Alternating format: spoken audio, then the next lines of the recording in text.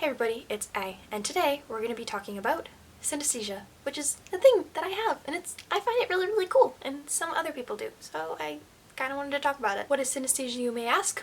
Well, according to Wikipedia, synesthesia is a neurological phenomenon in which stimulation of one sensory or cognitive pathway leads to automatic involuntary experiences in a second sensory or cognitive pathway. Basically, what that means is any sensory input is kind of cross-wired in my brain, I guess. So there are two main types of synesthesia: projective synesthesia and associative synesthesia. I have both of those. So what that means is projective means that you physically experience them in the outside world, while projective synesthesia means that it's more or less in your mind and you see it like in your mind's eye rather than physically seeing it right in front of you. I've got like a really, really weird combination of synesthesia. First, I will tell you the types of synesthesia I have, and then I will tell you how I found out I had synesthesia. So I do have the most common type of synesthesia that you might have heard about before, which is grapheme color synesthesia. That means that the letters and numbers have their own colors, and so some people with this projective type will, they see the letter, it'll look like the color, or others they're just like, they know that, like me, I know that, like, say, I know that A is red. Like, I know that. If I see a letter A, I'm not going to physically see it, but I know for a fact. To me, A is red. Another very common type of synesthesia is chromesthesia. It is the association of sounds with colors. So, for me at least, this type is projective. Like, as I'm talking, I'm seeing colors of my voice like around me and like shapes of my voice around me. That's why in some of my videos you'll see me looking in weird spots. It's because I'm looking at colors around me. I get distracted by them sometimes, which is not the best thing. For me at least, it's like really complex. I'm thinking it's this complex for me because I've studied like voice changes and pitch. Like I have from synesthesia I've got like a pitch thing, but I'm gonna use the example of Dan Howell, YouTuber, because it's the first thing that came to my mind. So the color of his voice is like a very baby pink. This is so hard to explain.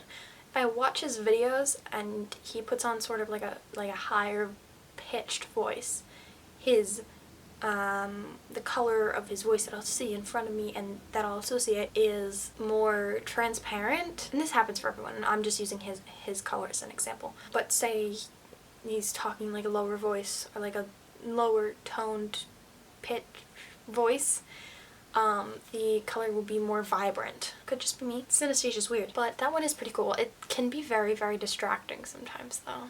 Also involved with chromesthesia is a lot of people with it have perfect pitch, and I'm not saying I have perfect pitch because I don't know. Different musical notes and pitches have different colors for me. I was in band class and we used to have to do exams where we listened to a note and we had to say what that note was. When I did those exams, I would see the color of it in my mind, and I'll touch on this in a second, but I'd feel the note in a certain spot and I wouldn't automatically be able to identify which note that was. I'd have to go through my brain and remember, okay, like B flat is green and that kind of stuff. That helped in band and chorus. That was nice. Congratulations, you have a new match on Tinder. I'm kind of busy, Tinder. Favorite type of synesthesia that I have, and I love it, is spatial sequence synesthesia. And this is how I describe it, and this is how I describe it to my therapist, and she seemed to get it. It feels like the space around me is an extension of my being and my body. A lot of the times if I'm talking with my hands, I'm like physically feeling my words in the air. With the pitch thing, I would like feel notes in certain places. I can feel noises around me. And then the main component of spatial sequence synesthesia is time and space. So say someone was to say, what are you doing March 3rd? March 3rd is right here, like in front of me, like I can feel it.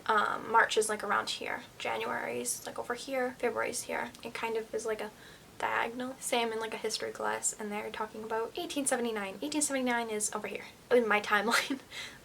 It goes around my body in like a circle in space. That's how years go. Months are like this, and then weeks are like this across. Something connected to synesthesia is misophonia, when negative experiences are triggered by sounds. So a lot of people with synesthesia have it like really, really intensely, like I do. The sound of you know, like in a freezer or a chest freezer or a freezer that's got a lot of like frost around it, if anything touches that, I can't even touch it. The sound freaks me out. It's ugh, I hate it. I also have very, very slight mirror touch synesthesia, and mirror touch synesthesia is a pretty rare type of it, where I have it very, very slightly, so it's not very prevalent, but say someone touched someone else on the shoulder and I'm seeing that happen, I'll feel like a very light touch on my shoulder.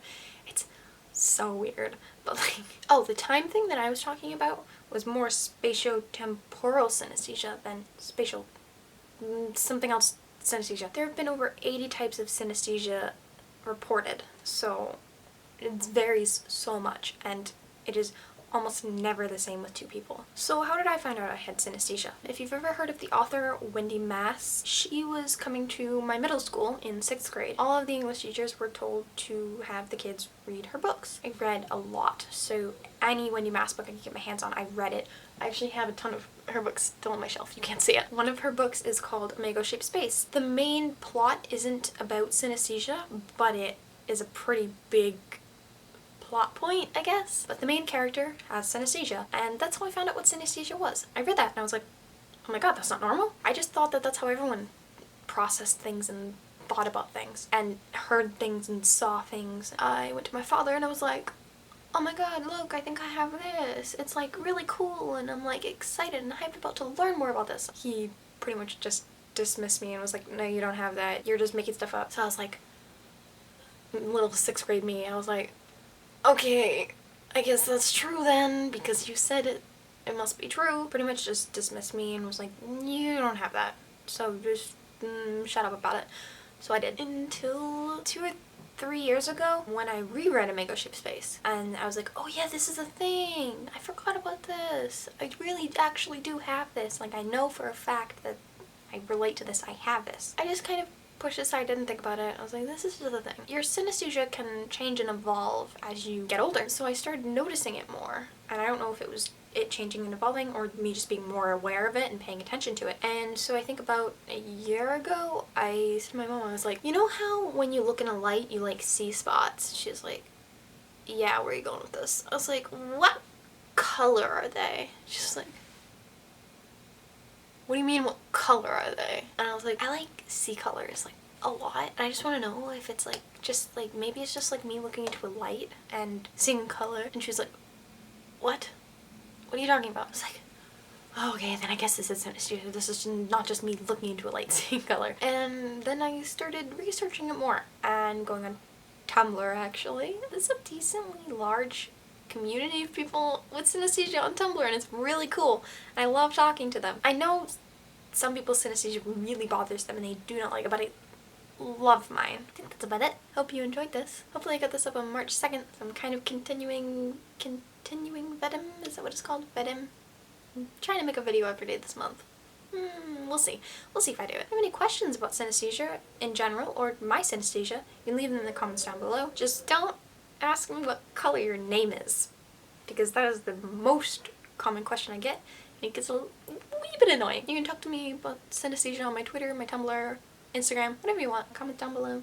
And like this if you liked it. And an outro. Do I have an outro? I don't know. Hope you enjoyed it. See you tomorrow, hopefully. Bye.